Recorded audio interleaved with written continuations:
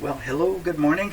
Thanks so much for joining me in my shop here on February 13th for what I hope is a kind of an exciting session here. It's going to be exciting for me, that's for sure. The last video ended basically with a eureka moment, and then I haven't been back in my shop since, so I wasn't in here yesterday. And it took a bit of willpower to stay out because I am so curious about what's happened to this coil. So just a quick recap. No output from this radio.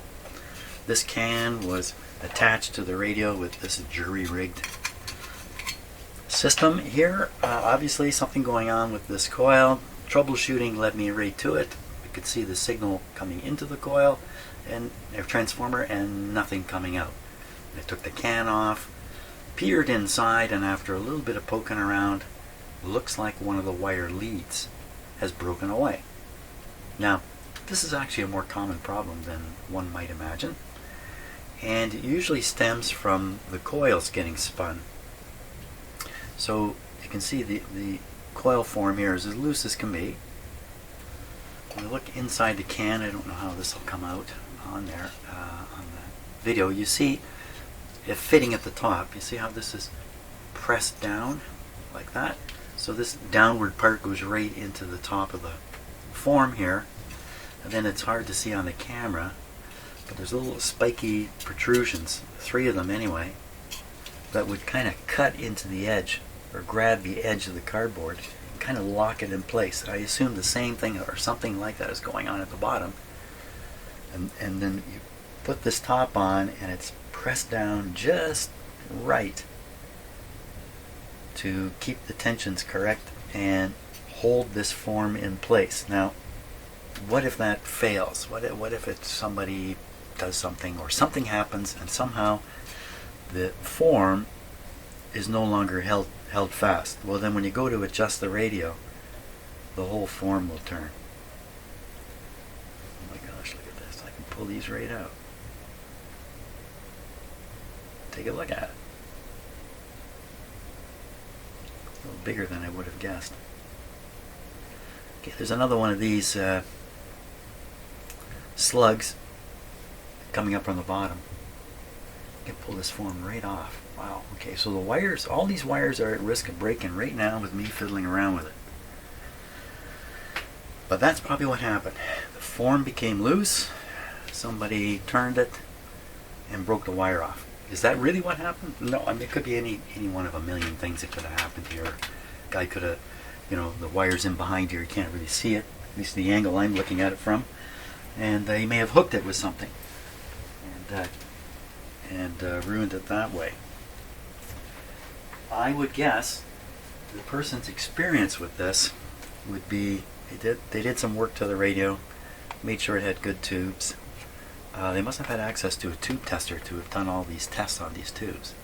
So they're probably somebody a little like me, and they probably got to the point where they're doing, I'm guessing now, the IF adjustments, and when they adjusted this one, the radio went dead.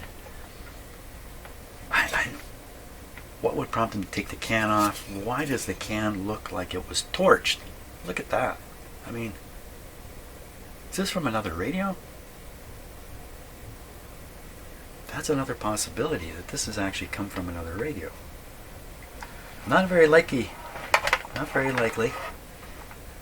I'm looking at the soldering in here, but it's all very hard to see. You'd think too, if somebody went through all the trouble of changing the IF transformer, which is a big job, they would have changed all these capacitors that are in here. I mean, they would have done that too. There's very minimal work done here. So somebody popped in a good set of tubes. Maybe even at that point, somebody previous to that person had encountered this problem or caused this problem. Now I've pulled this up from the chassis a bit here. And that might explain the solder here as they try to lock this back in. Why couldn't they just lock it in the way it's supposed to lock in? There's 2 slots here too. What were those for? Slots on this can also. So what's the solution here? Pretty straightforward. Figure out where the wire should go and solder it in place. Freeze up this form so it cannot rotate no matter what. That probably means gluing it down in the bottom here somehow so it won't rotate. Interesting thing is, with it like this right now, you could tune this radio by doing this. And normally, I mean, you can only move these slugs very slowly. That might be an interesting thing to do at some point. Just do this. Just see what happens. I think I know what's going to happen, but seize the opportunity. Okay, let's do a close-up examination. Try to figure out where the broken wire. Verify it's a broken wire. Maybe I'm totally wrong here. Verify it's a broken wire and then get on with it. Now, if on my video today you're hearing some thumping, it's all quiet now. Well, if you hear some thumping in the background, that's a clothes dryer running in the room next to me. There we are. Sounds like distant drums being beat. Let's beat the distant drums. Right. But it did look like the solution here was correct. Correcting that. Well, that's another issue. I didn't change all these capacitors, but I went and took the switch out and did this wiring thing. Could be that he or she maybe, but he maybe thinks like me and wanted to get the radio working largely, or minimally I should say, get it working minimally before going ahead and doing all this other work. And he couldn't get it to work minimally. And he abandoned it before doing the capacitors. Now, how long ago did that happen? Well, who knows, right? Who knows? Could have been months ago, probably a decade or 2 or 3 ago. Okay. Right, we're going to take a look at the close-up camera. I keep forgetting what I'm intent on doing. Let me get a little more light in here first. Okay.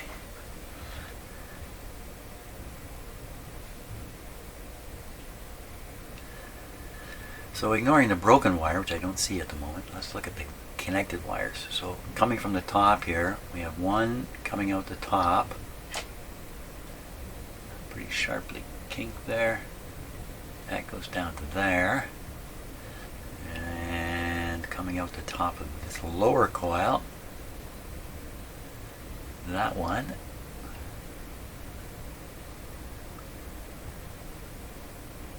Well, that one is soldered to the lead. Barely. So that's not a normal factory type operation. This one's the same. Well, maybe it is. Maybe this is how they did it. Yeah, where else would you solder it? There's no terminal sticking up here. You can see the terminal underneath. This is a plug-in. Could be a plug into a socket, but it's not. There's no socket here, and the wires are put right to it. Maybe it is from another radio. The other one looks exactly the same. The other coil. Okay, so the wire in the back there, we already traced that. So now where's the bottom wire from the lower coil? That would be it right there. Comes down, solders here. So this coil is soldered back there and over here. So the other coil you think would be soldered here, and then the last spot would be back here. Okay, now we're getting into the business zone here. Oh, so there's the broken wire. It's a little awkward getting the camera in here. Coming out the back of the lower coil. Hanging, looks like it should go to there, of course. That's the one terminal that has no wire hooked up to it. The capacitor terminal there. It's got to go there. How come it's not going there? What happened to it? Look, here's the top coil, and that's this is the upper wire we traced already, and then the lower wire is the not the broken one.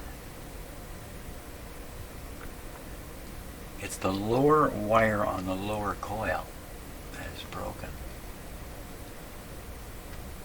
Now, how would that happen? I'd say spinning the transformer core, and that's the shortest wire, and that's the first one to break. Of course, once it broke, whoever was doing it would just freeze, because the radio would probably make a funny sound, and then go dead.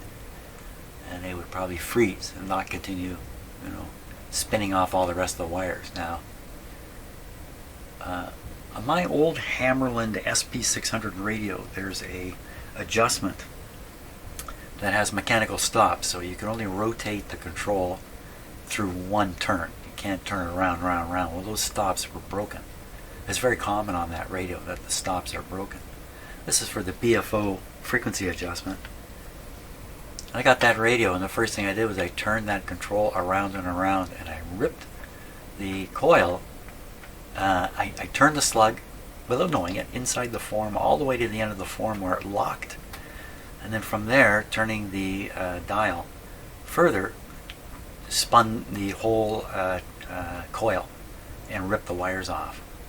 It took me about a year to get around to fixing that. I remember when I first got that radio, I was so upset by it. Yeah, because you see here, if you were to do this with your fingers, you're out this little tiny thing. I mean, you'd really feel back pressure quite easily. You'd have a hard time turning this, breaking the wire, harder time. But put a great big knob on this thing. It was a great big knob, about that big. You got huge leverage. You just turn this, you won't even feel the wires coming off, ripping it. I can't remember how I determined what had happened, whether I read it or whether I just investigated myself. Okay, so simple thing. I don't see any reason not to just try to solder that wire back on there, turn this radio on, and see what happens. It's probably a little out of adjustment, though. Okay, that's what I'm going to do. I'm going to solder that wire back. No surprises there so far. And we'll try operating this radio and see if this is the killer. Is this the killer? Okay, before I do anything, I wanted to get a really close look at the end of that wire. So I've put it where it can be seen easily on the camera here. We'll take a look.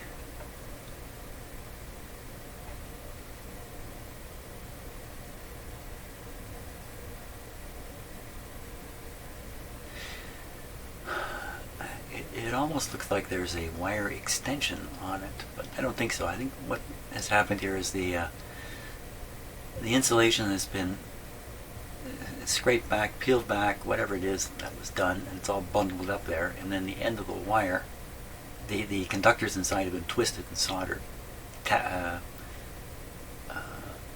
And so I should be able to grab that end, even though it's in the funny shape, get it down to the capacitor wire there, which I'm going to clean up a little bit. Actually, it's got solder on it already. That shouldn't be tough.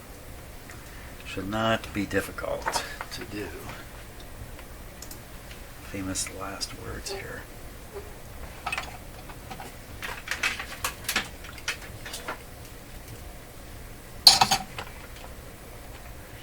Trying to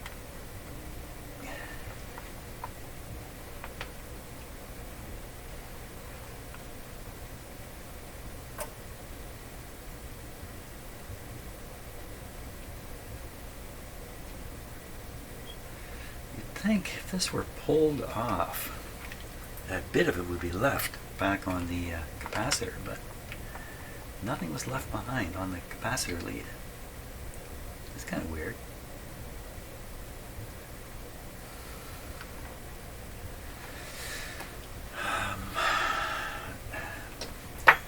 I'd like to kind of thread it around the capacitor lead, but it's stiff with solder, so it appears to be. These are my broken tip ones. Where's my good ones? Once again, I've cleaned up in here. God knows where it went. Okay.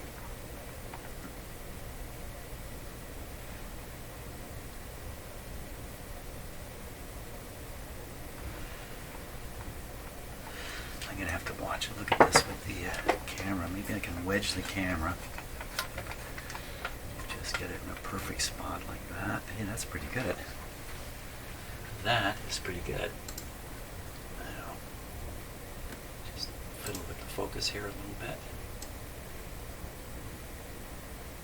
There.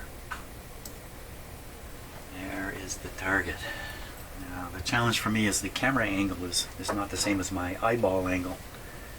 And I get all discoordinated trying to do these things. Get a different poker here. Let's try this one.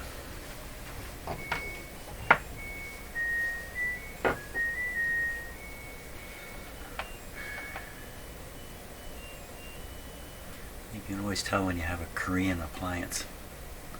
It sings songs to you. Well, you can see the bare strands there really easily.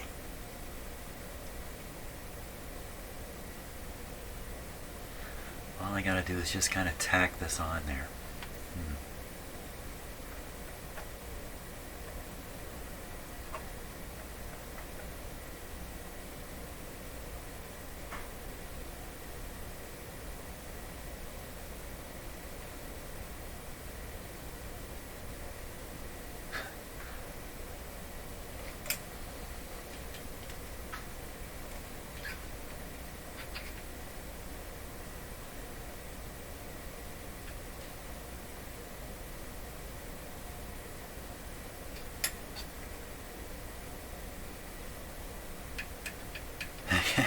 You can't see it, but yeah, you can see it. My tool is blocked.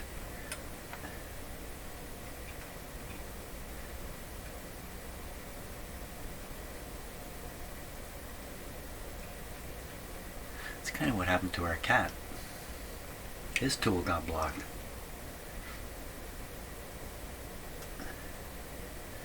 And Peanut, because I mentioned a couple videos now that he was having some medical issues.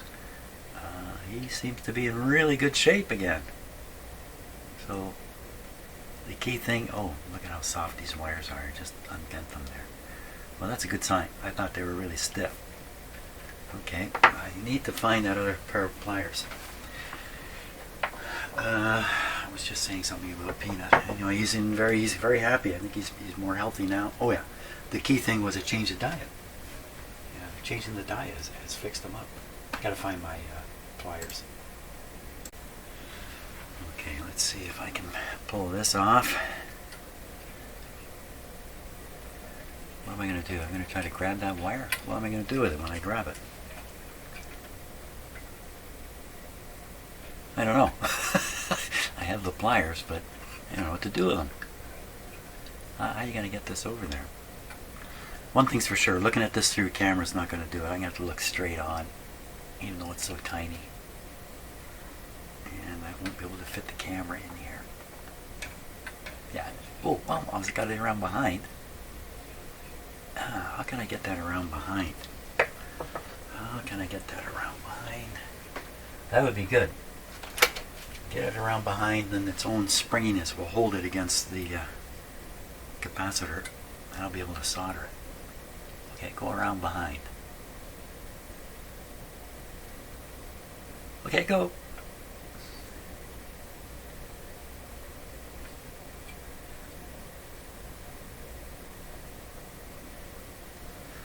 Okay, give me another hand. Oh, fortunately, I've got two hands.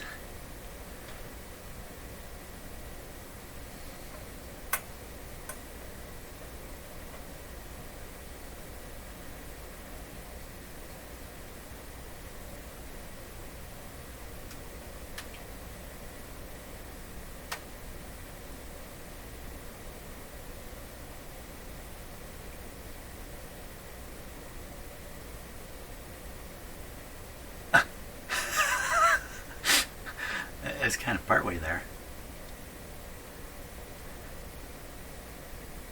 Oh, I got it. What are you going to do with it?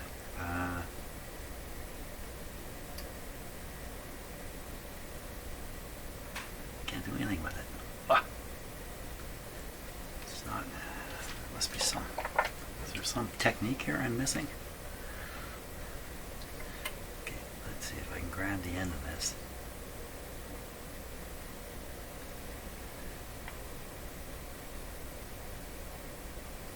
No.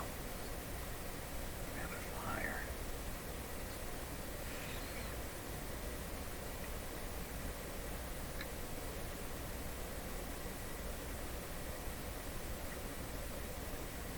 Well, it's in contact, isn't it?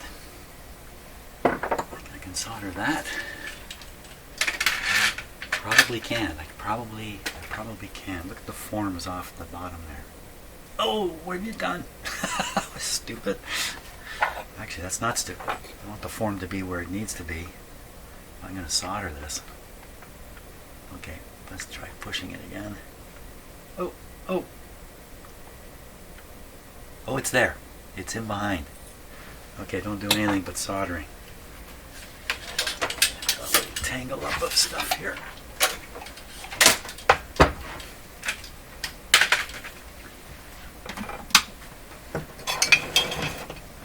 Yeah, so winter seems to be pretty much over here, even though it's mid-February. And this was easily the warmest and least snowiest winter I've experienced in a long time. And I used to live on the other side of Lake Ontario. I used to live near Niagara Falls. That's where I grew up. And it's a little different there than here. I'm a little further north here. There should be a lot more snow here. And what am I doing? I'm looking. Yes, okay. I cleaned up and put my solder in a new special spot, which I've now recalled where I put it. Yeah, so we had a huge snowstorm right on Christmas Day. It was fantastic. And then within just a couple days, literally a couple of days, most of it had melted away. Okay, so I'm getting myself in position here. I'm down on my knees actually to get the right angle. Now, hot soldering iron can do a lot of damage here very quickly. I don't want it to touch anything. What's happening? What happened there? Did anything happen there? It doesn't take much of a connection here to make this work. I don't like what I see there, though. This is going to take all morning to do this. Now, did we get it soldered? Maybe it's actually soldered there. Careful, man. No. Can I grab that little tidbit down there and pull it through? That would be a good move if I can pull that off. Okay. Oh my God, I got to come in at a very different angle here. This is the best angle I can do.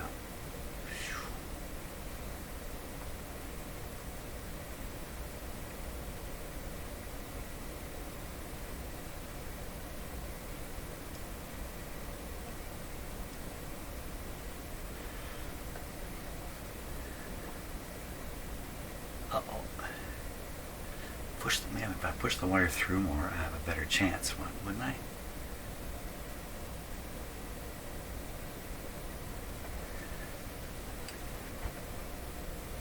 Why is my soldering iron? It smells like it's burning plastic here. Losing.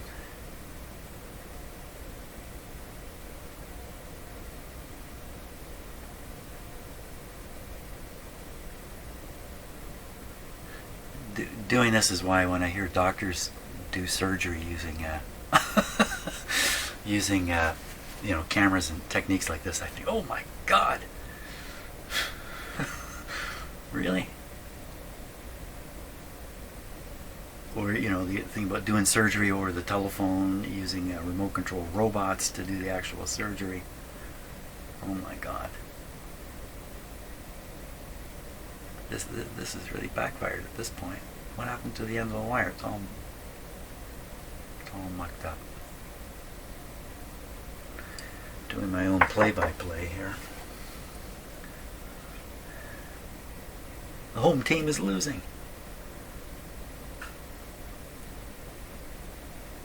These things have a way of suddenly hitting the mark. Look at the curve on the bottom here. How did it get round like that?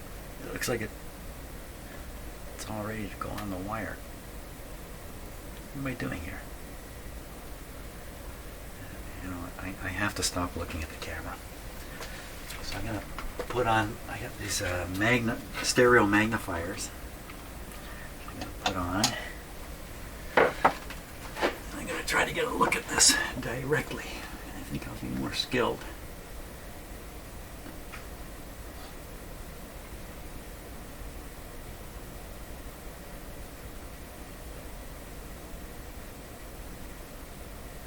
Ooh, how's that look? That looks quite possible.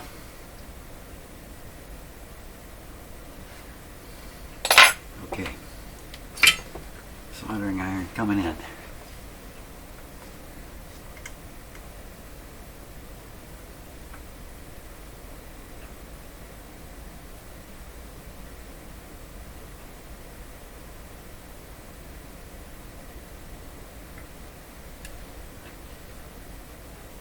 Well, that may be solder. I have to tug on it now. Oh yeah. It looks like only one strand survived all that. One strand. So if this is the primary, oh boy. Well, the more I poke at it, the fewer strands are going to remain. But if this is the primary, it's going to carry some current through one strand. I don't know about that. I don't know about that.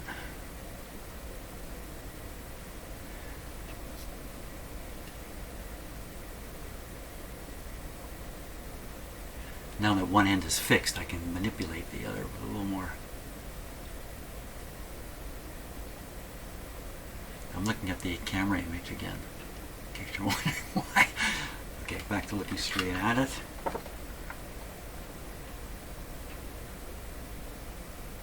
With my own eyes, you never know how many strands are there. You can never see it. Oh, girl.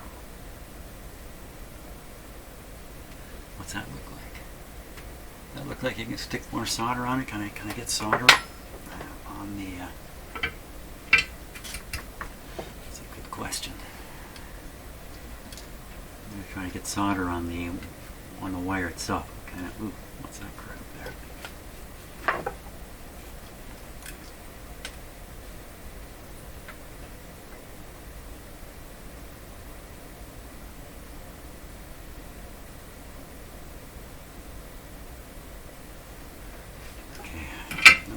Happen. Let's see. Look at the camera. Well, you know, in the camera view, it looks kind of nice. You know, I'm sure there's a connection. Can it carry the current? That's the only question now, I think. Now, maybe it's the secondary side, and there's really no current anyway.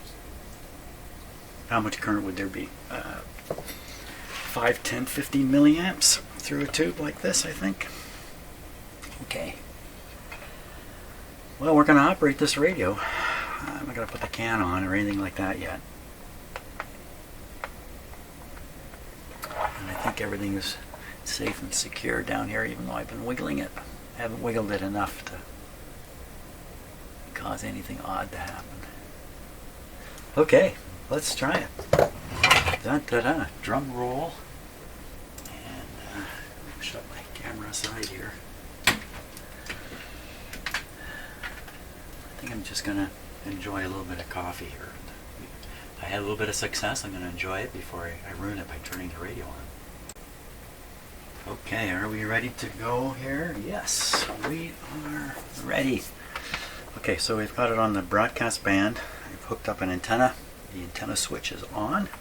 So this is goes to an outdoor antenna via a very long transmission line. Volume is up just a bit, and the on-off switch is on. Okay. Feeling optimistic. Here we go. Okay, watching these lights. Okay, that's normal behavior. I'm going to give it a little bit of time like this. Just see if, oh, we can't see the smoke. We can't see the smoke from here. gosh, there's some cat hair or something hanging here. It looked like smoke when I first spun it around. No, there's no smoke. No excitement happening. No excitement. That's good. Okay, we're only at 75 volts here. That's not going to be enough. We must give it more. There we go. This is more. Come on, radio, you can do it. Come on. Come on.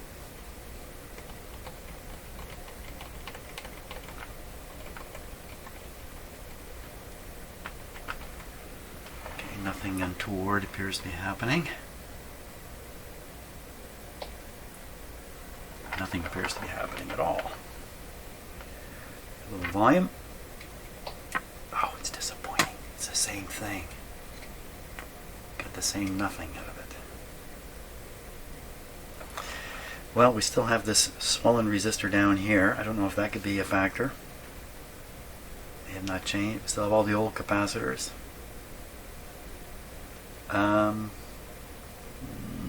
We could look for the output of the IF on the detector tube. Wait, now, am I absolutely sure? Let's go on another band.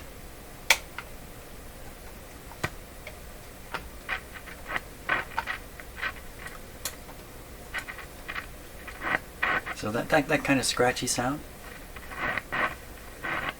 it's more like a rather than a. That to me usually suggests there's some DC going through the control, and it's getting on the slider. Oh my gosh, a Reynolds phenomenon on my finger there. You have no blood in your finger. Don't know why that would happen. I'm not that cold. Well, what are we going to do here? Is there a chance? Is there a chance of what? So this is where the signal is heading to the volume control. Let's just poke on that with the signal tracer here, and we'll see what we get. And the voltage it's running at is 104. Still a little low, but that's certainly enough. Okay, that's the ground for the signal tracer.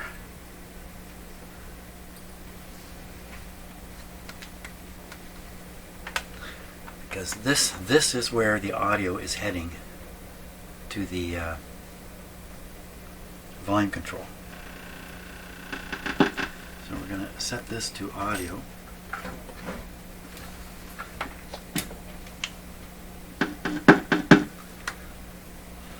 What do we hear here? I'm not sure what we're going to hear.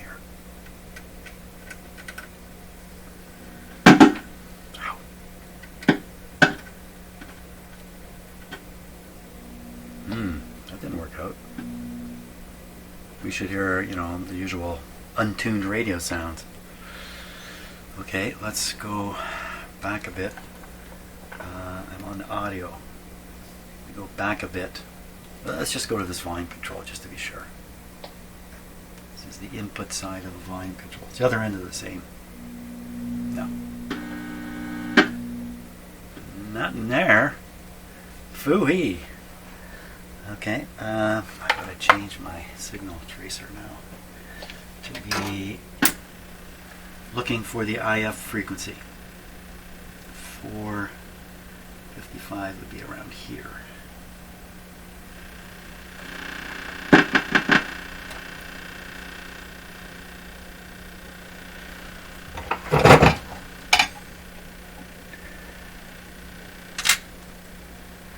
So we have input and output on the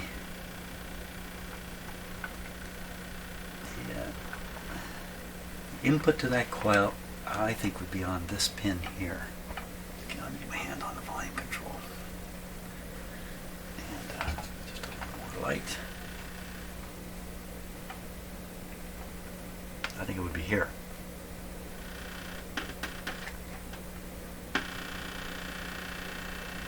So is that the radio output? That's all there is.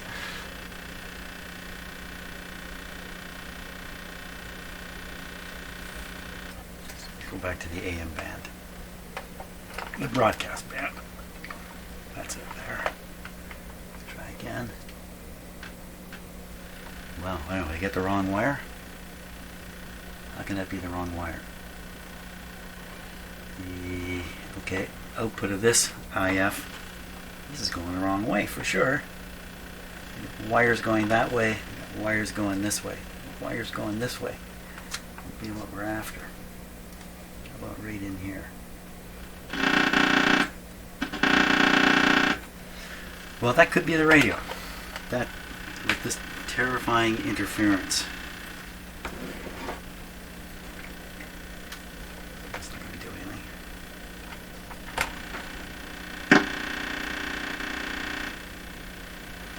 Of course, I'm listening to 455 kilohertz here. You know what? Maybe the IF isn't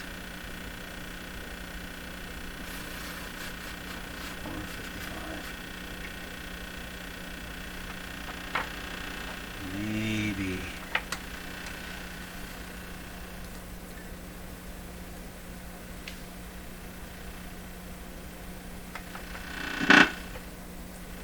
Is that the same effect I noticed yesterday, that when you plunge this is basically an antenna at this point into the chassis, it just goes quiet.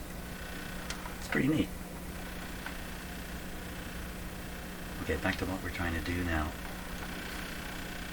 Did I pull the tube out and forget to put it in? No. No. Output from here goes to the input of this tube. Output from here being the first IF transformer. And the output would be, it's very hard to see here. The output is up here. No wonder it's underneath the capacitor.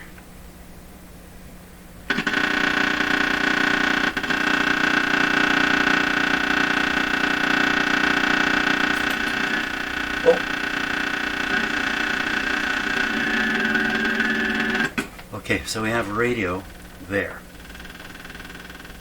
Come the output here is going to be here, pretty sure. Well, it's not very good. Oh, why wouldn't it be good? Well, we should check to see if there's B plus there, Jim. We kind of got the cart before the horse here. That's a good idea. Let's do that. That's a very good idea. Should have thought of it sooner. Okay, we don't need to listen to the ticking time bomb there. Take this off. Put on the meter ground. Blood is coming back to my finger.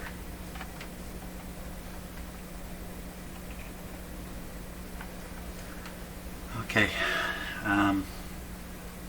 We're on the 500 volt scale on the meter here.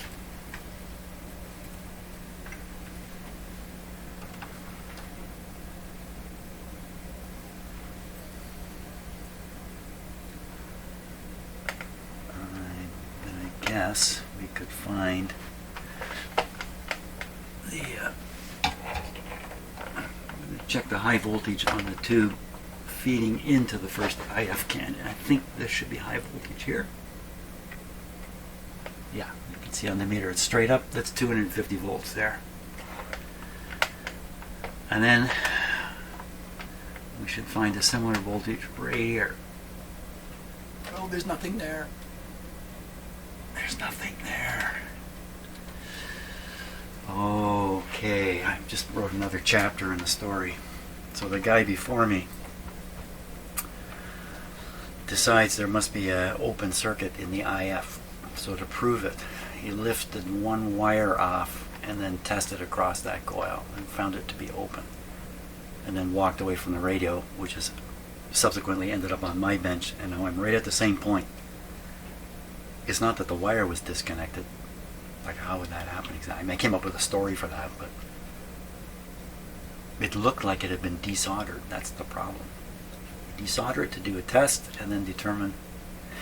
You would probably desolder the opposite end from the incoming B+, so you could test for B+ on the other side of the coil. That's probably what he did. So I could test where I tried to connect this wire. Now maybe I didn't get it connected, and even I'm poking with it, it might actually connect briefly. So it could be exciting. So we would want to find it on the one leg here. What's going on here? Too many wires on here. So we should find it. So here's the one wire going, let's say, to the coil. We should find it here. Nothing. Then we should find it on the other side of the capacitor. We should find it here. What's going on? There's nothing there. How can that be? And I'm totally wrong, and it's actually here. Voila, I was totally wrong. Okay, so this is going to the primary coil, and the primary coil, oh, no, the other wire from the primary coil comes down the back and connects to, comes down the back. Where'd it go? Oh my God. It does connect, well, of course, either side of the same capacitor, of course. So we have primary here, on the other side of the coil. We don't get anything. We don't get anything. You say that again? We don't get anything.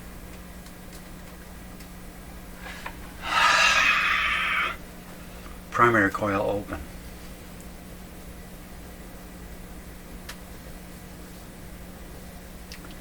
Primary coil open.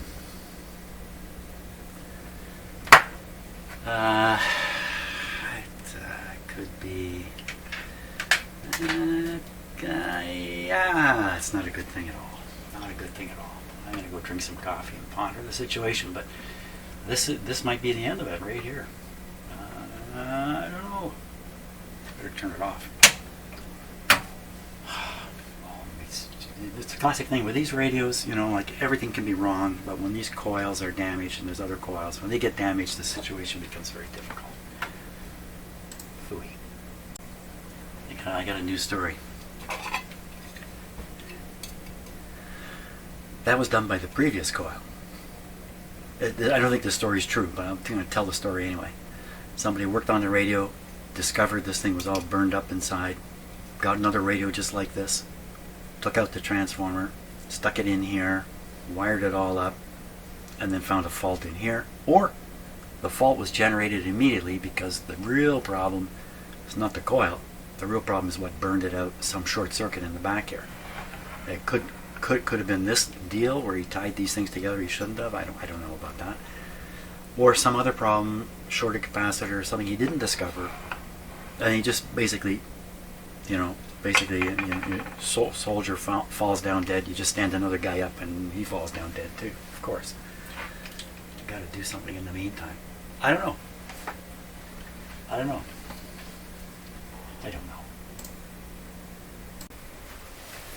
So a couple hours have gone by while I'm thinking about this. There's a number of things I can attempt with this radio to make it operate to some degree. Anyway, at least there's some interesting things I can try with it.